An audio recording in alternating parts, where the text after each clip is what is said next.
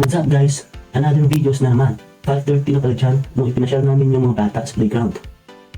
Guys, alam nyo, sobrang saya nila nung sinabi namin ipupunta namin sila sa playground. Guys, alam nyo minsan, kailangan din natin dalhin ang mga bata o ang mga anak natin sa lugar na kung saan magiging masaya sila. Tulad ng pagpunta nila sa playground, kung saan sila ay malayang makakapaglaro at matutuwa.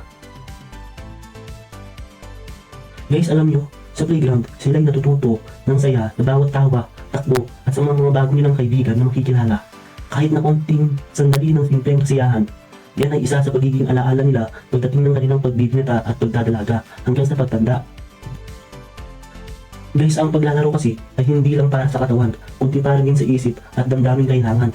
Kaya't dalhin natin sila sa lugar na masaya upang lumaki silang malakas at pumunong pagtasa. So guys, malapit na pala tayo dyan.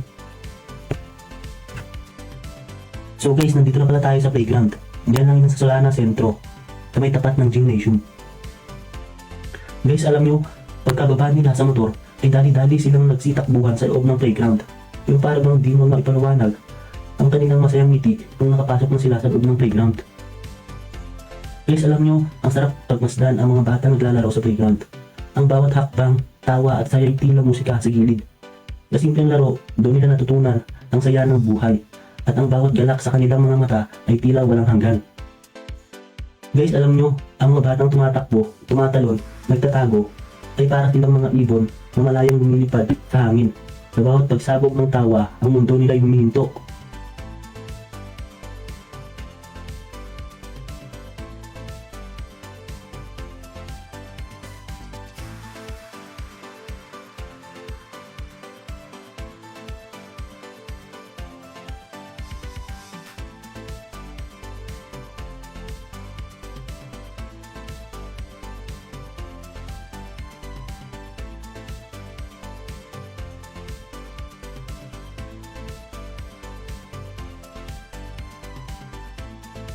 So guys, matapos na pala silang naglaro dyan, ay pumunta na kami sa Rodamel para bumili ng aming food trip.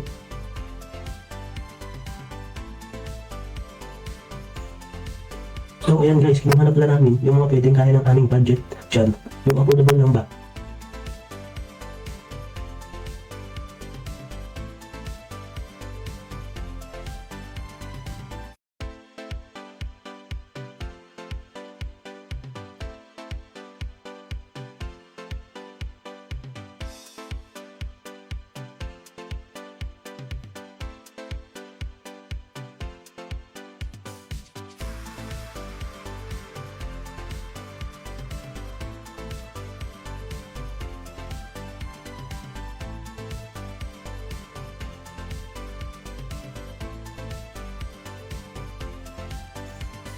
So ayan guys, pinunta na pala namin yung pinabili namin dyan sa cashier, binayaran. So guys, babalik na pala kami dyan sa playground. Guys, tara, tamahan nyo kami mag-food trip.